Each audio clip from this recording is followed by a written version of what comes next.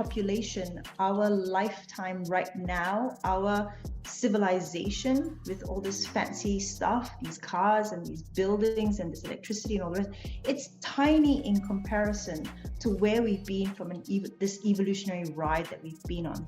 Yeah. So you kind of need to go back, because the signals that cells get, the immune cells get, the nervous system get, which then gets them to release certain biochemical hormones or chemicals or whatever it is, this is all still ancient.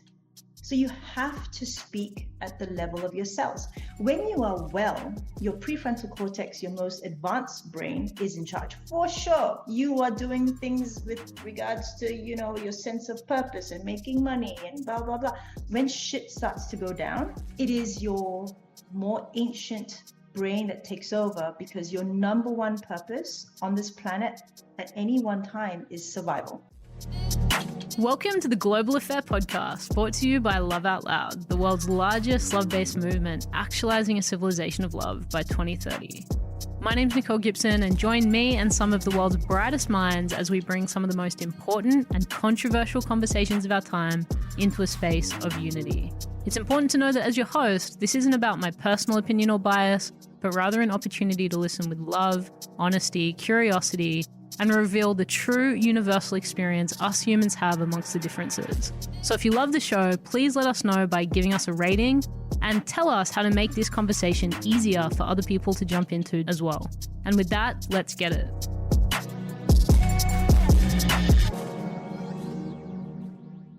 Dr. Olivia Lesslar, thank you so much for joining us on the Global Affair podcast. I'm super excited when I get to have my friends on the podcast, because it's always an opportunity to get to know them more intimately and share their amazingness with the world. It's a real pleasure to have you on.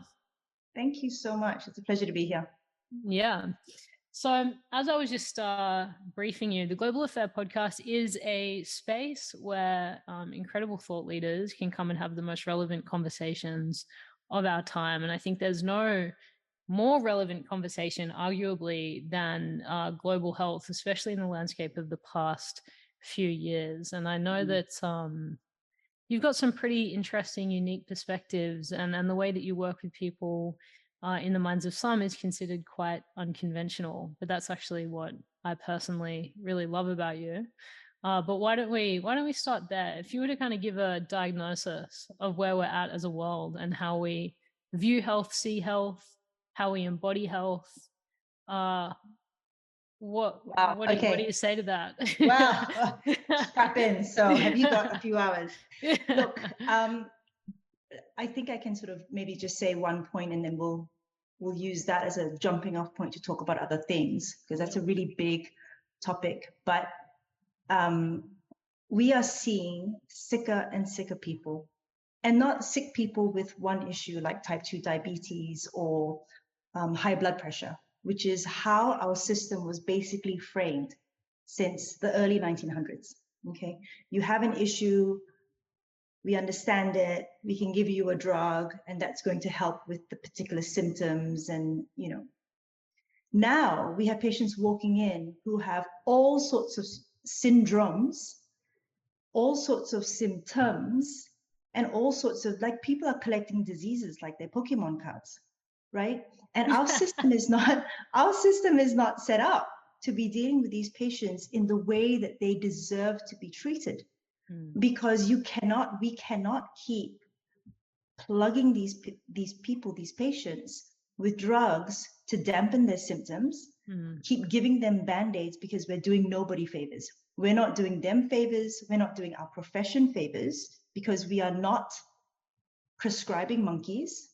We are not doing our government's favors, because the burden of chronic disease at the moment in all first world countries is out of control. So we need to start taking a step back, understand that the medical fraternity is partly responsible for what's happening at the moment, because we haven't been able to be nimble enough to see what was coming and then change our practice as a whole to deal with it. Right? Still plugging symptoms. Anyway, That is one of the that is one of the biggest problems that I see. I know we have an avalanche of these complex chronic conditions coming through, patients with multiple issues, and we just don't have the framework to deal with them at the moment. That's just one of the problems, right? But I'm sure we'll get into other issues. Yeah, so much of it's about, the reactive nature of our systems at large, right? We don't have systems that accommodate for evolving circumstances, times where patients and I'm assuming practitioners too get stuck in bureaucratic processes which take time, money, energy. I know when I was working as a commissioner in mental health, it used to shock me to see that almost 97 cents of every dollar was going into crisis. And then Yeah. we wondered why there was escalating rates with no solution. And is that a similar landscape that you see exist in the medical industry or health more broadly? Yeah, absolutely. This reactivity that you talk about is absolutely how this framework was set up, right? Symptom equals intervention, as opposed to preventative medicine where we are getting patients before they get sick. Now, I think everybody understands the value of preventative medicine. That's why people say you have to exercise and you have to eat well, and you got to make sure you get good sleep. But these things are hollow because doctors aren't really taught it in medical school. They considered soft sciences or soft. Well, to be fair, people like Matt Good Walker, food and exercise.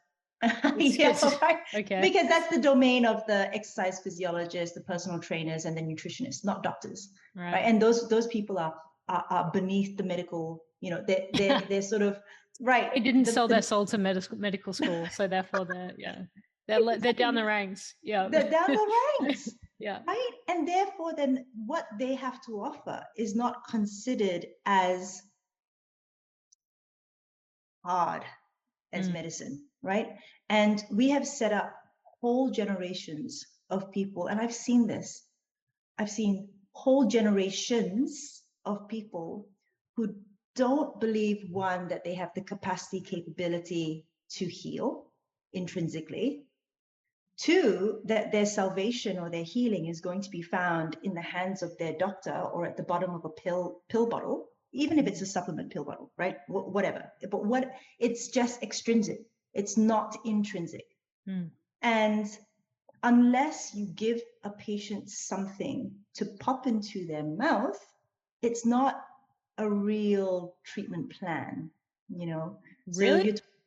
So patients like to inject things.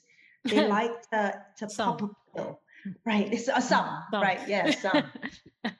And so when you're talking to patients about sleep hygiene, the impact of light and temperature on sleep, the impact of nutrition, you can see patients kind of go, yeah, but we'll get to the good stuff. Like, where's the hard stuff?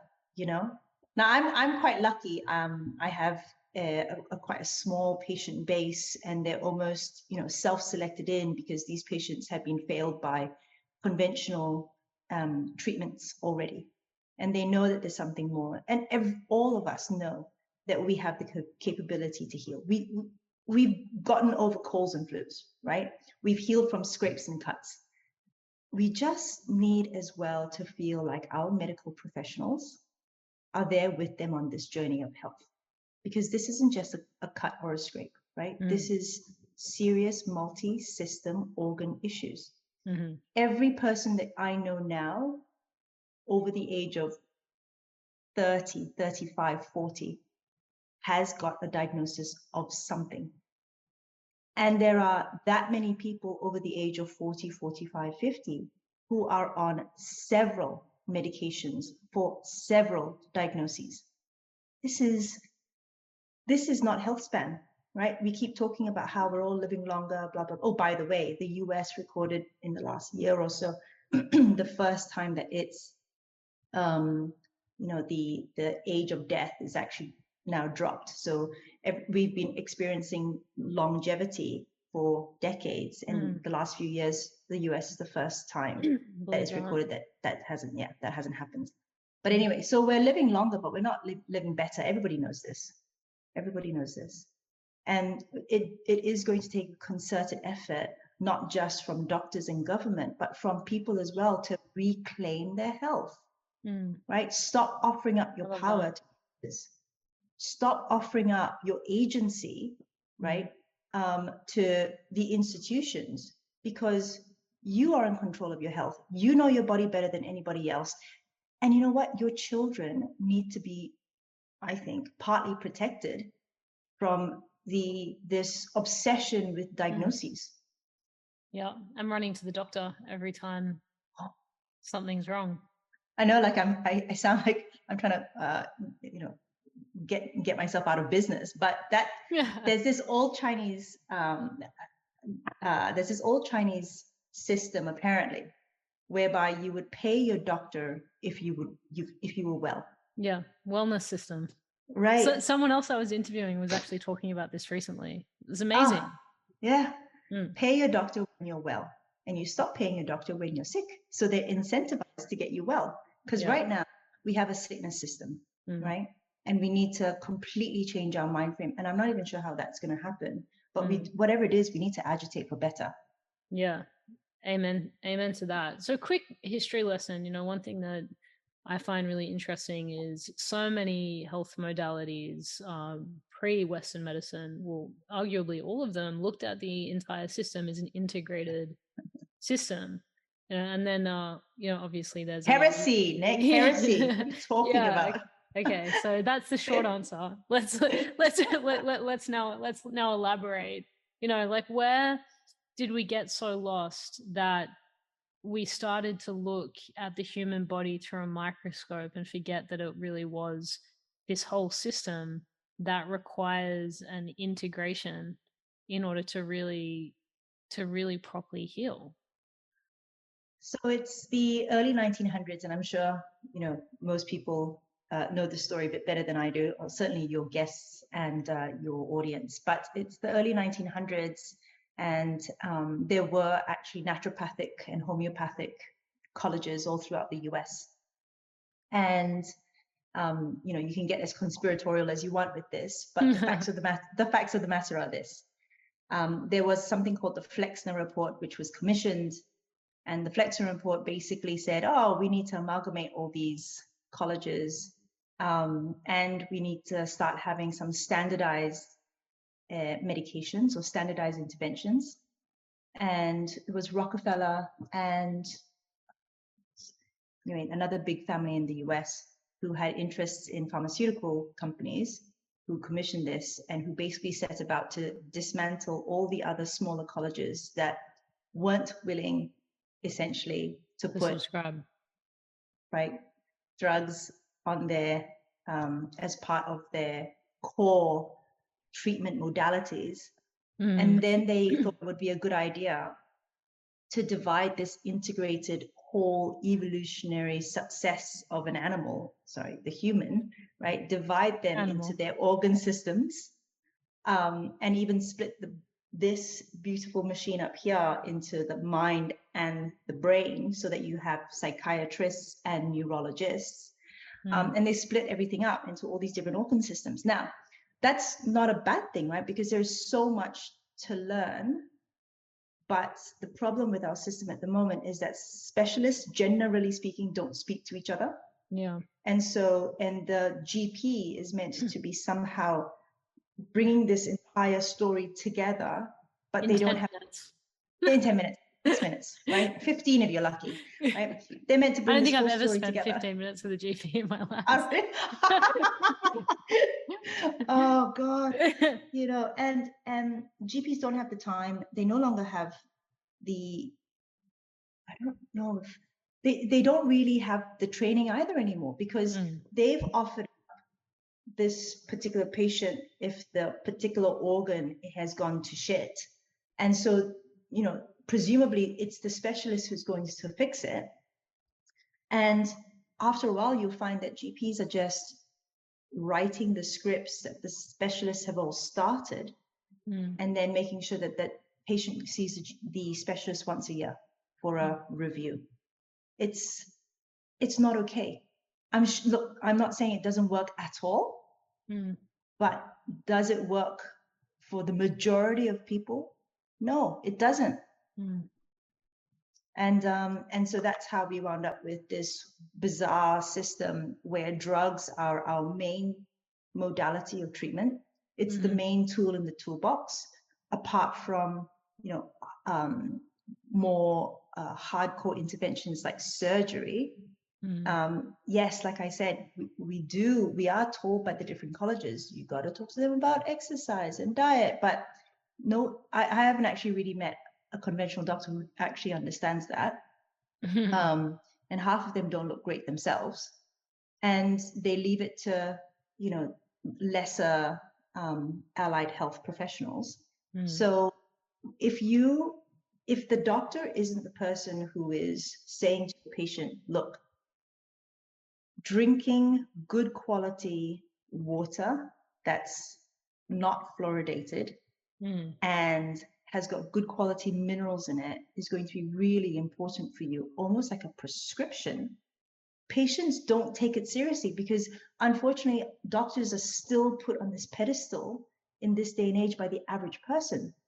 And you know, the people who probably are the ones that actually hold the keys to real health and longevity, like people who understand sleep, movement, and nutrition, are just not really given a look in, right? Because they don't have the medical degree.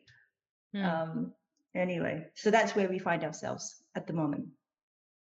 Lots of drugs and a discombobulated human. And almost this sort of abolishing of fundamental principles, like in order to heal, one must learn how to feel good, you know, and just coming back to like that kind of understanding in its simplicity. Almost, I think when trying to heal a complex health issue, when a system is designed in such a way that all of the various types of treatment are so segregated, the stress that then puts on the person that's trying to heal to be the one trying to bridge and understand and cross communicate, when their preoccupation needs to be in feeling good, feeling clear, feeling level, so that they can be on that healing journey, I think is something that is so often overlooked. And then the healing journey becomes this in a way kind of pathway of neurosis, rather than that's so true. You know, where you just become more sick from all the stress of trying to manage the health journey. Yeah, and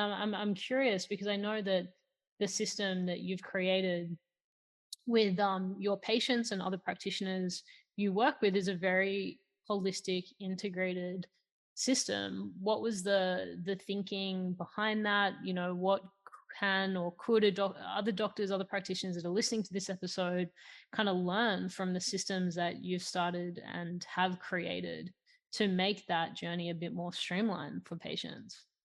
Well, so let me address a couple of things first that you started with in that sentence. So there are definitely two things that we're seeing with patients now, or just in general across the population.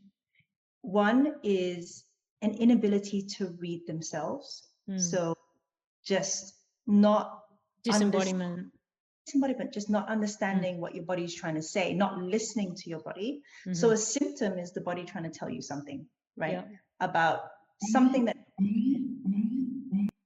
skin or whatever it is. And instead of going, I wonder what is driving that, or what's caused that, or how may I support the body in trying to deal with that, we're using Band-Aids. And so after a while, you know, we've trained people to not listen, not take appropriate action, and just to shut us up. Two is, for some reason, we have a burgeoning population of people who cannot handle any amount of discomfort, physical discomfort, even mental discomfort, right? Everything has to be perfect, hunky-dory, neutral, or I'm going to medicate my way out of this. So the first time I ever saw that was when I was a medical student I was doing ONG, obstetrics and gynecology. And I saw the difference between and of course, it's very broad strokes, this is not statistically backed up or anything like that. But what I saw was that there was a big difference in pain threshold of women from New Zealand, Maori or otherwise, right? But women from New Zealand and women from Australia with regards to how much pain they would tolerate when they were birthing. So the women from Australia, all different cultures and races were asking for more medications as opposed to the women from New Zealand. Now, this got me thinking about our cultural expectations about what we shouldn't, all this, right? All this in inverted commas, obviously, shouldn't tolerate, blah, blah, blah, blah, blah. But absolutely, when I was doing house calls, when I was a general doctor, when I was doing house calls in the population, it would be a mild temperature, it would be a little bit of pain, and bam, people were after medications.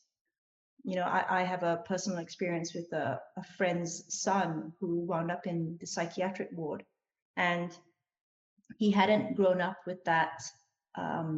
He hadn't grown up with that concept that your body can heal. To dig deep, to just figure out what the body's asking, all that kind of stuff. And the psychiatrist actually said to me privately, there's when we prescribe medications, we either tell you when to take it, or so morning, afternoon, with dinner, blah, blah, blah. Or we say something called PRN. PRN means if you need it, right? And there are a certain number of hours between medications, that so that you don't overdo it on certain things. And the psychiatrist was telling me about how this boy, I think he was in his early 20s at the time, he was the first person in line for his PRN medications. And the nurse would ask, do you need this? And he would say, I don't know, but it's time for it. So this intolerance of discomfort is a big problem now as well, because at this very moment in time, I have a friend in hospital with fevers. Now he's not unwell, like he should have been discharged a few days ago, in my opinion. But anyway, and he's getting these fevers, right? Now these aren't crazy fevers; they're going up to like 38 something. But he's being given paracetamol, Panadol, every 4 hours, right? And I've asked him, well, how high are your fevers going without it? Oh, I don't know. But I get a fever when I don't have it. I'm like, yeah, it's your body's way of trying to bring on heat, right? Because heat helps to denature simple proteins, also known as viruses. And it brings on the heat shock response, which is helpful for chaperoning cells. And it's just, and obviously the conversation is also about, are you, how do you feel in yourself? And he's actually okay. Like he's walking around and, I'm not against using medications for symptoms. I'm not. I'm just saying the tolerance that we have for these symptoms is very narrow at the moment. And in fact, we take medications like clockwork as opposed to whether or not we actually need them. I think this is such a valuable point, not just in health, but in life. And it's something that I find myself reflecting on a considerable amount, is the consequences of the pacification of society, which I think extends so far beyond health, if we're not able to say extend thought, because thinking that little bit harder, or more divergently, or opening our mind to new ideas is that little bit of a stretch. It asks us to get that little bit more uncomfortable. Which is going to have, if not resolve, dire effects on our ability to remain relevant and evolve in a quote unquote good, compassionate direction as a human being. Empathy, sometimes we need to learn to extend ourselves and kind of embrace new perspectives in order to develop that.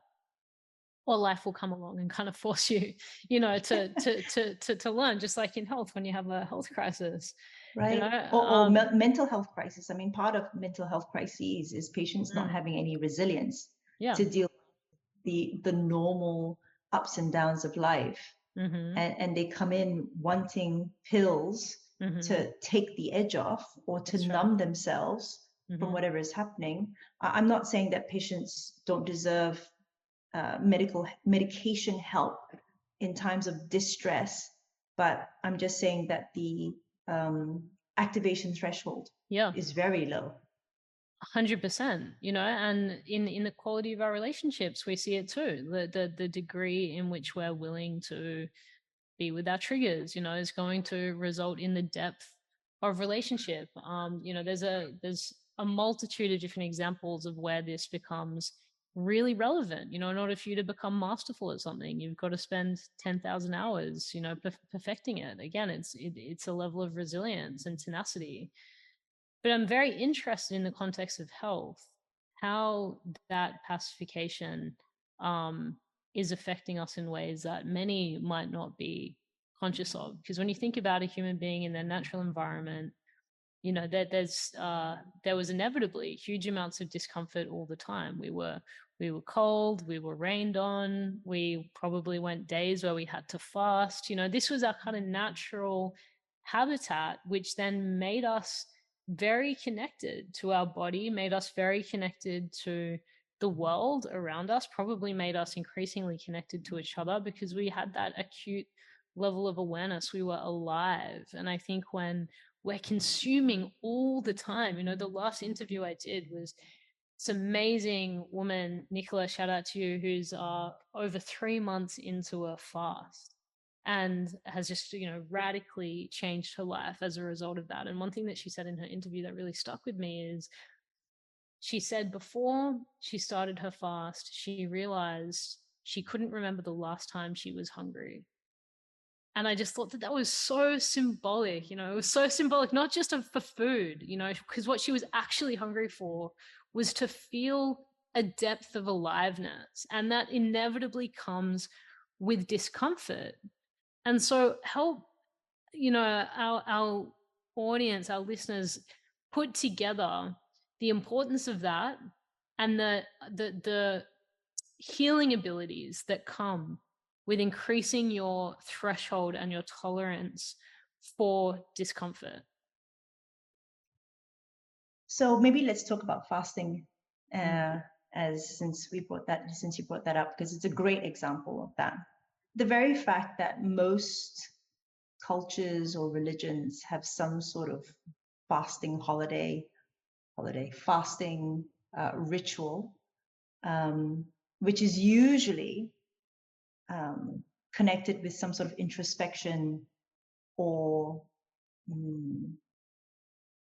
sacrifice in other ways, getting people relinquishing an attachment to things. But you know, like with fasting, for example, in Catholicism, you know, it's also the time to reflect, right? So it's not just fasting, it's using the fact that your brain does become clearer and using that clarity to do some introspection. You know, it kind of a little bit goes back in a parallel way to if my patients take medications, if I prescribe medications to my patients, I'm always saying to them, use the time to do the work. You use medications or supplements, right, to ease a symptom, to open up that healing space so that you can then do the work that you need to do. Yes. Whether it's learning how to breathe or it's not the solution. It's not the solution. It's a facilitator for the solution to occur.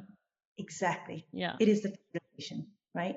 And it's a little bit like fasting. Fasting all on its own is going to do some amazing things. However, fasting in a person whose nervous system is shot or whose nervous system has never seen this sort of discomfort before can be perceived by the ancient brain, right, as a famine. And a whole bunch of other things happen when you're in a famine as far as biochemical things are concerned, right? Your body is more likely to hold on to fat cells, less likely to go through autophagy, like housekeeping signaling in the cells, because it's so worried, it doesn't know when its next meal is coming from. Partly because in a lot of these patients who see fasting on a YouTube video and then go out and decide to do it. Partly because these are the patients who they're not listening to the body anyway. There is already this disconnection between the mind and the body. Your body needs to understand why you are not getting calories through your lips. Then it will turn on the appropriate signaling pathways, much like the guest on your previous podcast, and you get immense quality, clarity, healing properties out of that fast. But if you go into it without any mind work, you might go into famine mode, and that's not the mode that you want to go into. So that's fasting. I'm sure that many of your audience probably know this, but let's just very quickly do some definitions. So restricted eating window is when in a 24-hour period, you have you've put aside a certain number of hours within which to eat your calories, and then within which to fast. You might hear it as like 12-12 or 16-8. The first number gives you the number of hours that you're fasting. The second number gives you the number of hours within which to eat all your calories. You may hear someone say restricted feeding window, and that's what they used to use. The term was used when you were dealing with mice because you had to feed them. But for us, it's a restricted eating window. Okay. Then when you go outside of a 24-hour period, that's when you're talking about intermittent fasting or extended windows of fasting. So there are certainly hacks with regards to this. In other words, so for example, Walter Longo talked about fasting mimicking diets and so on and so forth, eating certain foods where the way that the foods break down from a biochemical perspective, and if you eat less than sort of 500 to 800 calories, depending on the person, the body still treats it as a fast, for example. So I think there was something called the 5-2 diet, and that was 5 days of eating liberally, and then 2 days where you had restricted calories, and it was like a fast. So there are many ways to do it, but the few things that people need to know is this. It can be incredibly liberating, because just like, you know, cold exposure, heat exposure, and all these very uncomfortable things which you physiologically can surmount if you put your mind to it, once you physiologically surmount it, there's something in your brain goes, wow, I could do something really hard, which means I can probably deal with other stressors in my life, right? Anyway, so that's fasting. And so that's an amazing, I guess, starting point for someone that's wanting to learn how to increase their tolerance for discomfort, because on so many levels above and beyond just like quite literally the physical hunger, it's increasing that level of resilience. Amazing. Let's extend that conversation out though to maybe someone that is truly trying to heal, you know, a complex health condition that maybe hasn't been fully with the realities, the pain, the signals, for someone that maybe sees this through a lens of a meditative or mindfulness practice. There's a connection there to understanding that when you are fully present with anything that is within your experience, you regain a sense of agency through that awareness. And I think that is a very powerful thing for people to understand who are on a journey of health, especially complex health. What have you noticed in your patients, especially maybe the patients that have been totally willing to be with the most uncomfortable parts of their healing journey? Yeah. So let's define the patient that we're talking about first. We're talking about someone who has got multiple diagnoses. They're on multiple medications, probably. They are on medications for the side effects of the medications that they're on. They know that there is possibly something better out there. So they may have seen, you know, a naturopath, for example, or, you know, nutritionist. They've heard about fasting, they've heard about certain types of diets like the paleo diet or the ketogenic diet, so they're interested, but they're not quite sure, is this right for me? Some of their symptoms, even though they've been attached to some of the diagnoses that they have, the timeline doesn't quite fit, and they're like, oh, I don't know, because I could eat all these foods before, but for some reason now I can't eat these foods, and I could tolerate those smells, but now I get a migraine when I smell my husband's cologne. And I used to not have migraines. Now I'm constantly have migraines. And so now I'm on a sumatriptan for the migraine. But it's really weird because I get these migraines when the weather changes. You know, there's a lot of these kind of bits and pieces and each thing isn't huge. It's not life ending. It's not emergency department. Yeah, but it's a neurosis that people get really just about because you're all sick, of it together. Yeah, right, you're totally. getting more and more stuff happening, and after a while you even think, am I making this up? Because some of my doctors are saying, look, all your tests are fine, so ... In other words, you're probably making this up. And they always say it's probably just anxiety, or it's probably just PMS. It's in your head. Maybe you should see a psychiatrist, right? And so any doctor that says to you doesn't take your symptoms seriously by fobbing it off to your menstrual cycle, you need to find a new doctor. That's right. I'm not saying you're going to be inundated. You're about to be inundated with emails. Look, I'm not saying that menstrual cycles don't cause. Of course they do, right? I mean, we all know how important hormones are, but if it's used as a flippant excuse, that's a problem, right? Yeah. Anyway, so we've defined the kind of patient that we're talking about, right? Where they're not deathly sick, but there's lots of things going on, and they just seem to be losing tolerance to life, month on month, year on year. Okay. When the patient comes through, obviously, by the time they've seen me, they've ruled out all the major things by local guidelines, because I only see patients if they've been at the end of their tether and if their doctors have hit brick walls. Okay. So what does a healing program look like? And this is not even what we do at Singulum specifically, because we can talk about specific Singulum stuff later, because that's really cool what we do there. And that's the brain center that I work with in Sydney. But in my own patients, Singulum or otherwise, I'm talking about the fact that we need to flood your body with safety signaling, because right now it's being flooded with threats. Stress. Yeah.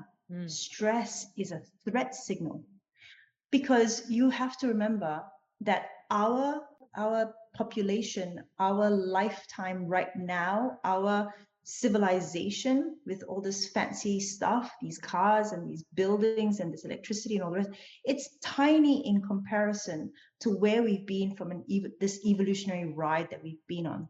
Yeah. So you kind of need to go back, because the signals that cells get, the immune cells get, the nervous system gets, which then gets them to release certain biochemical hormones or chemicals or whatever it is, this is all still ancient.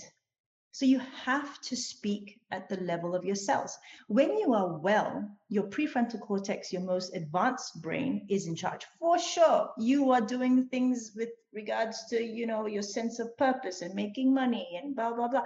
When shit starts to go down, it is your more ancient brain that takes over, because your number one purpose on this planet at any one time is survival. Once you get survival done, then you can talk about procreation. Once you talk about procreation, then you can talk about everything else, right? But those are luxuries. If you are being flooded by these threat signals day in, day out, your cortisols and your adrenaline, and your noradrenaline, blah, blah, blah, your nervous system and your immune system go back into that ancient mode. And it goes, shit. What's this? We need to deal with this first before we can do all that other fancy stuff. So what are threat signals?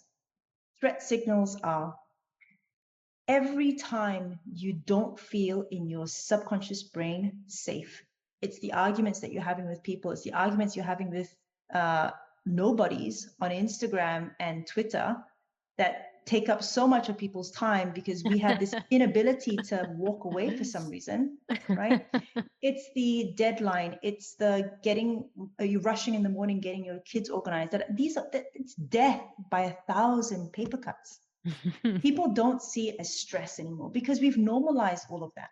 Yeah. But every time you're looking for your car keys because you're late for a meeting, you're spitting out adrenaline from your adrenal glands.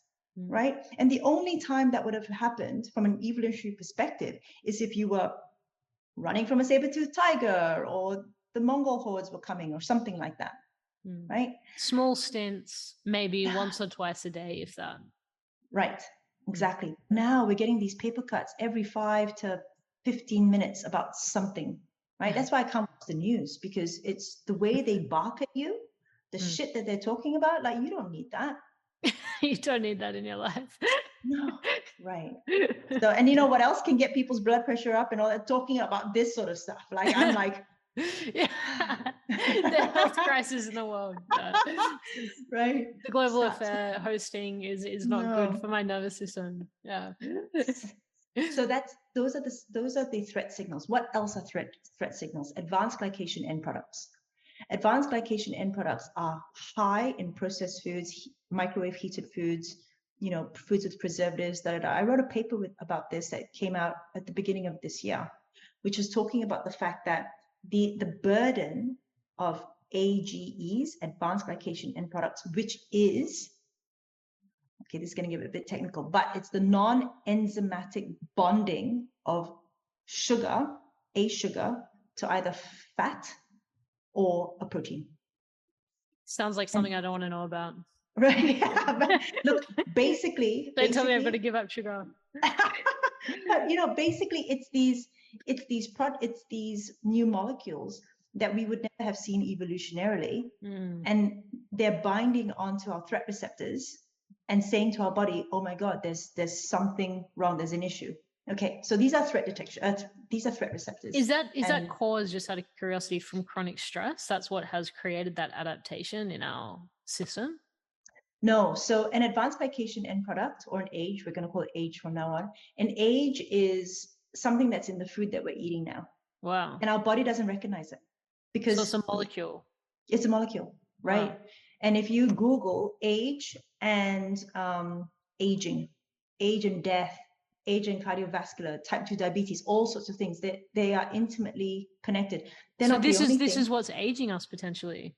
That's partly, yeah. I mean, that's what wrinkles are, right?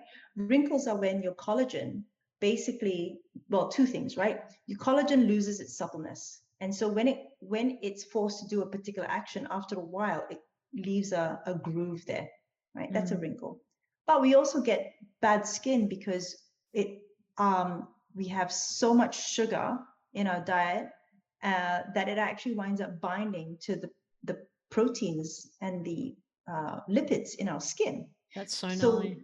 We've actually got a machine called an age reader, an advanced glycation age reader, which fluoresces a light through the thin part of the skin, and you can actually see these sugar molecules, these new kind of molecules, light up like a Christmas tree. What? Right. The sugar molecules. The next time I see you. I don't want to do that. I'm better off without that information. I'll go on a sugar detox for 6 months and we can do it. Then I'll try the yeah, so it fluoresces, it essentially fluoresces these molecules called these age molecules. Wow.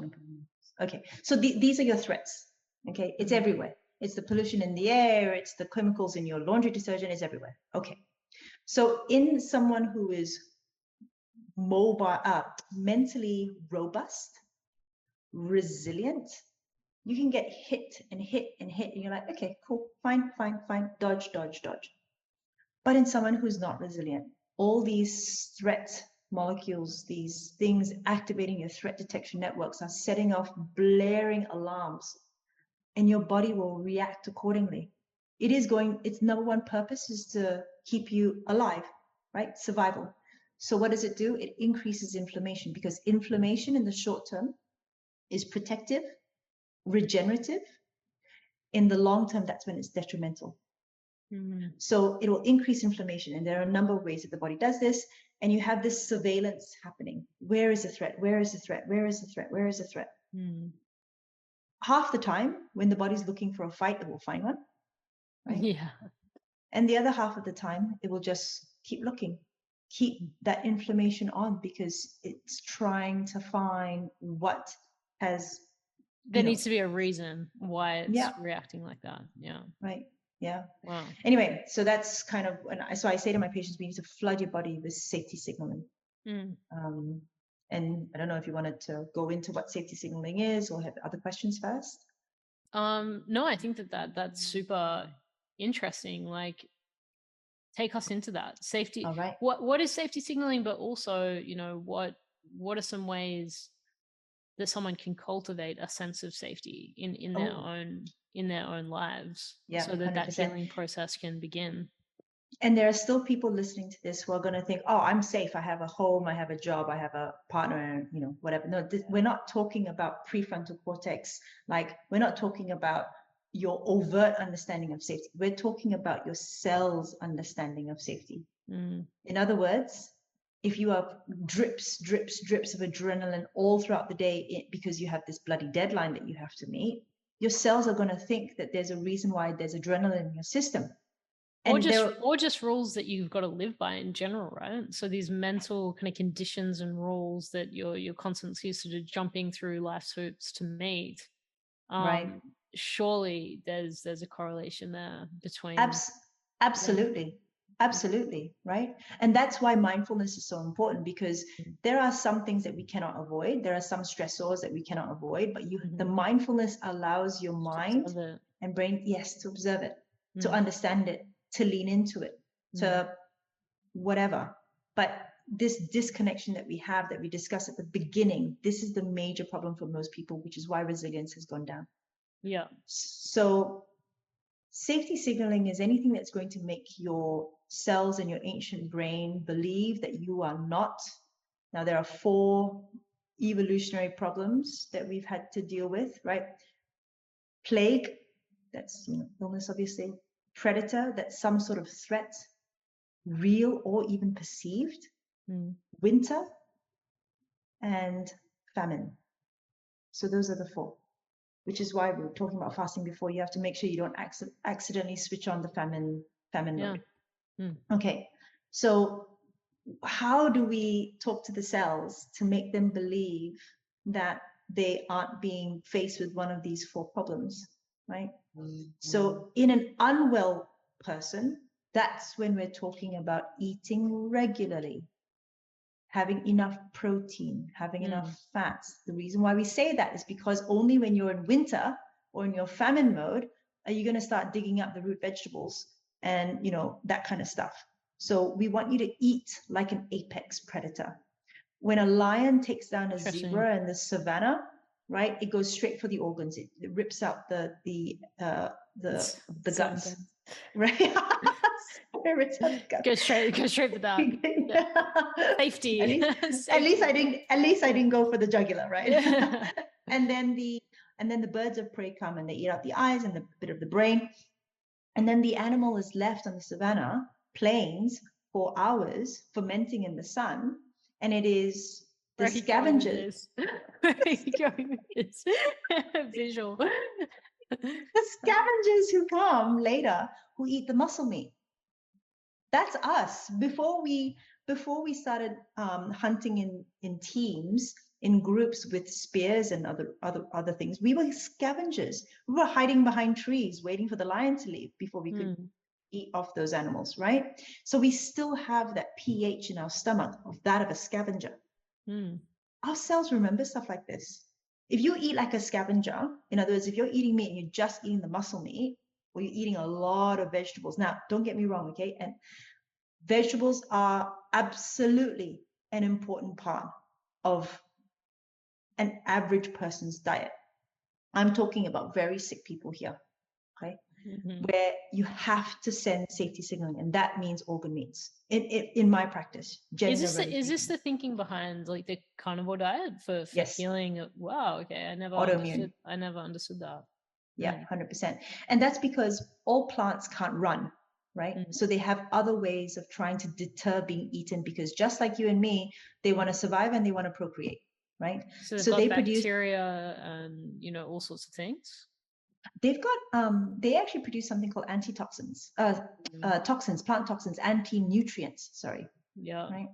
These things will bind to calcium and irritate your gut lining and make you have diarrhea or something like that. So the famous ones that you would know of would be gluten, lectin, tannin. Such a love-hate relationship. Right. And there are loads more, saponins and all sorts. And so these plants produce these small amounts of toxins or anti-nutrients to prevent being eaten. And us being omnivores, we can consume a good amount of these plant toxins and not have any issues. And in fact, the antioxidant capacity that we derive from eating vegetables is in response to these toxins. So we raise our HARE, which is the human antioxidant response elements, in reaction to these toxins. We deal with the toxin and we have left over. And so that's the antioxidant response, basically. And now we have extra antioxidants in our body to deal with other things. So interesting. It's a beautiful little relationship. But if you are unwell, even taking in vegetables can be a problem for some people. That's why there are ebbs and flows and there are changes month to month, you know, even week to week with some patients with your diet. There is not one diet that rules them all the time in every person. It changes. So the way you eat, how you eat, what you eat, when you eat is going to be part of that safety signaling. Do you know the sympathetic nervous system and the parasympathetic nervous system? Yeah, but maybe just to quickly explain to anyone that doesn't understand the distinction. So the sympathetic nervous system, by and large, is your fight and flight. Okay, that's when you feel like you're in danger or whatever it may be. You know, this is the stress, this is the panic attacks, blah, blah, blah. The parasympathetic nervous system, by and large, is your rest and digest.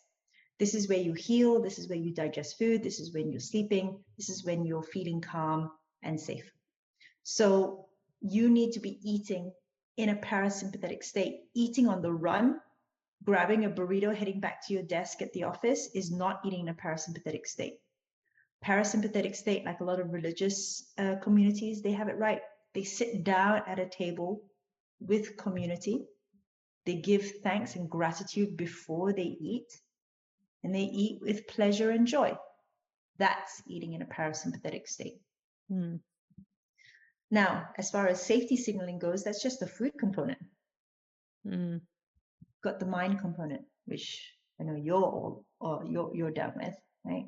And the mind component is telling yourself in multiple ways, I am safe, I am okay, I am happy, I am healthy, I am whole. I am safe, I am okay, I am happy, I am healthy, I am whole. Now, the reason being is because our subconscious does hear what's being spoken out loud. 100%.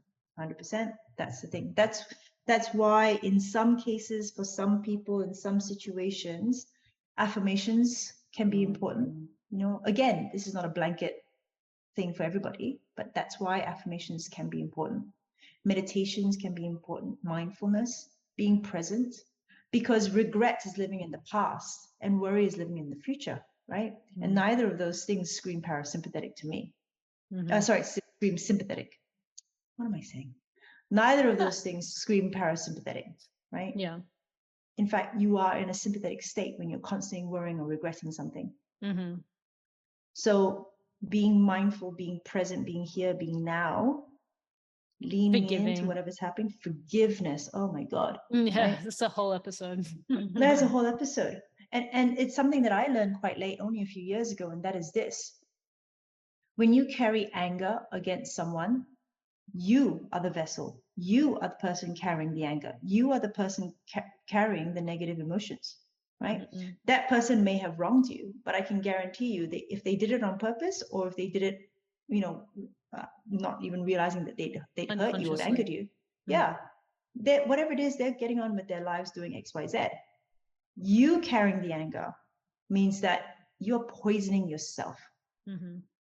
So forgiveness is huge. Absolutely. And the thing about forgiveness, you know, the cousin or the sister to forgiveness is compassion, right? Because when we approach people who have hurt us with compassion, it's so much easier to forgive.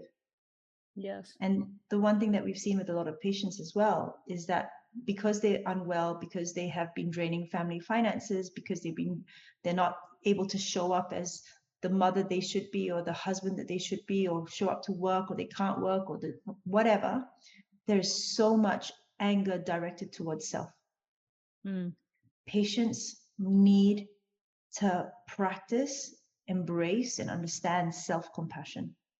I mean, doctors are taught this, right? Doctors are taught to, you know, be compassionate towards patients, but patients, we also need to be able to help patients understand compassion for themselves. It's such a deep journey, you know, from the way that we get taught to relate to ourselves, and how external so much of the world is encouraging us to be, in terms of externalizing our awareness, our wholeness, you know, our needs. Everything comes from outside, to really go on the journey to cultivate true self-compassion. I think it's something that every practitioner has a responsibility to, I mean, this is my opinion, to promote. And mine. You know, to every single practitioner, every person that is pointing to healing of any kind, really helping someone self-realize the role of loving themselves and what that actually really means, is so overlooked. so overlooked, and so fundamental. Yeah, 100%. What would you say, Olivia, the greatest health crisis of our time is?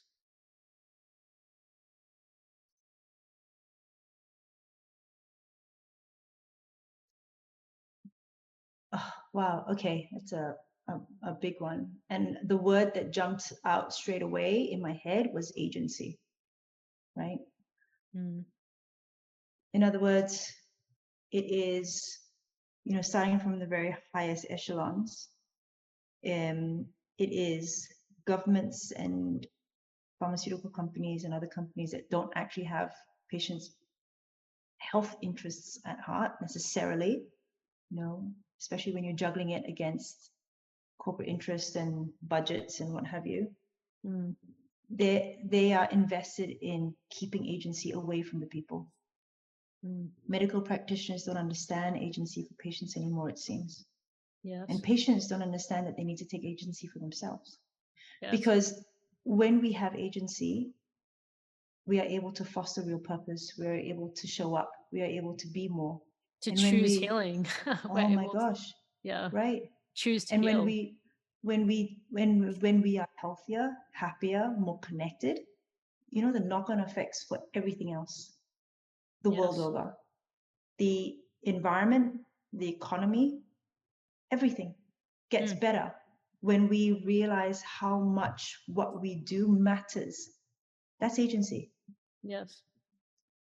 I just could not agree more with that. I think our sovereignty and a reclaiming of the choices that we're making moment to moment is the personal revolution. You know, if you want to change your life, that's ultimately what it comes down to, that everything you're experiencing is a mass total of the choices you're making. Yeah.